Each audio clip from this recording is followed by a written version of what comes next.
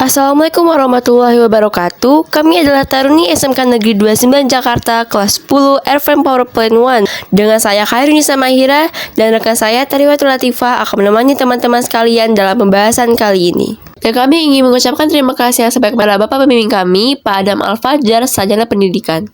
Di sini kami akan menjelaskan tentang teori-teori perkembangan Hindu dan Buddha dan juga kerajaan-kerajaan yang bercorak Hindu-Buddha di Indonesia.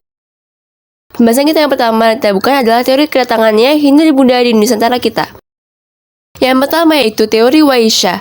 Teori yang dikemukakan oleh N.G. Krom ini menyebutkan bahwa golongan Waisya atau pedagang inilah yang berperan aktif menyebarkan agama Hindu dan Buddha di Indonesia.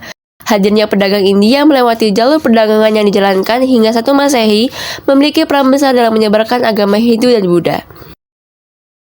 Kedatangan para pedagang dari India selain melakukan perdagangan juga memperkenalkan ajaran agama Hindu dan Buddha. Waisya merupakan kasta ketiga dalam agama Hindu di mana golongan ini berisikan petani, pedagang, dan tukang. Kasta tersebut juga berperan dalam menjaga kemakmuran masyarakat. Selanjutnya yaitu teori Brahmana yang dikemukakan oleh J.C. Van Lerm berpendapat bahwa agama Hindu dibawa oleh kaum Brahmana atau pendeta yang berhak mempelajari dan mengerti isi kitab suci Weda. Brahmana adalah kaum pendeta, agamawan atau rohaniawan. Mereka memiliki kemampuan atau bertugas memutar roda pengetahuan, menebarkan kebajikan, dan mendorong masyarakat untuk hidup berdasarkan prinsip-prinsip Dharma, saling bertoleransi terhadap perbedaan keyakinan, dan membangun keunggulan. Berikut adalah teori ksatria yang dicetus oleh Cornelis Christian Berg serta didukung oleh Mukherjee dan J.L. Mons tersebut menyatakan bahwa proses kedatangannya agama Hindu ke Indonesia dilangsungkan oleh para ksatria yang digolongan bangsawan dan prajurit perang. Hipotesis ksatria diperkuat dengan cerita Panji yang berkembang dalam masyarakat Indonesia yang memperlihatkan adanya proses penaklukan daerah-daerah Indonesia oleh ksatria India. Kasta ksatria ini merupakan bangsawan yang merupakan tokoh masyarakat yang bertugas sebagai penegak keamanan, penegak keadilan, pemimpin masyarakat, dan pembela kaum lemah. Yang terakhir adalah teori arus balik yang dikemukakan pertama kali oleh F.D.K. Bosch. Sesuai namanya, teori arus balik mencerminkan persebaran ajaran Hindu yang dibawa kembali oleh orang-orang Indonesia yang belajar langsung di India. Bisa disimpulkan bahwa teori tersebut mengatakan bahwa yang telah berperan dalam menyebarkan ajaran Hindu di Indonesia adalah orang Indonesia sendiri.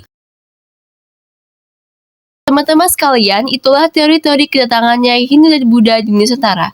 Namun ada satu teori lagi yaitu teori Sudra yang dikemukakan oleh Van Weber. Tapi teori ini tergolong lemah dan tidak sekuat 4 teori lainnya. Selanjutnya, kita akan membahas tentang 3 kerajaan, yaitu Kerajaan Kediri, Kerajaan Melayu, dan Kerajaan Bali. Yang pertama adalah Kerajaan Kediri. Kerajaan Kediri merupakan kerajaan agraris yang terletak di Jawa Timur. Raja yang terkenal kerajaan ini adalah Jayabaya, yang sangat terkenal karena ramalannya. Pada masa pemerintahannya, Kediri tidak hanya berkembang sebagai kerajaan agraris, tapi juga berkembang sebagai kerajaan maritim. Yang kedua adalah Kerajaan Melayu. Kerajaan Melayu adalah kerajaan bercorak Buddha yang terletak di Sumatera, di dekat Selat Malaka, yaitu sekitar Jambi, persisnya di tepi kiri sampai kanan, Sungai Batanghari. Kerajaan ini mencapai masa kejayaannya di bawah pemerintahan Aditya Warman. Karena keterbatasan sumber sejarah, tidak banyak yang dapat diceritakan tentang kehidupan sosial politik kerajaan ini. Berita Cina hanya menyebutkan kerajaan ini memiliki hasil bumi yang sangat laku diperdagangkan seperti emas, perak, cula badak, dan gading gajah. Yang ketiga adalah Kerajaan Bali. Prasasti Bali yang tertua berangkat tahun 882 Masehi. Isinya adalah tentang pemberian izin kepada para bisu agama Buddha untuk membuat pertapaan di Bukit Sintamani atau Kintamani.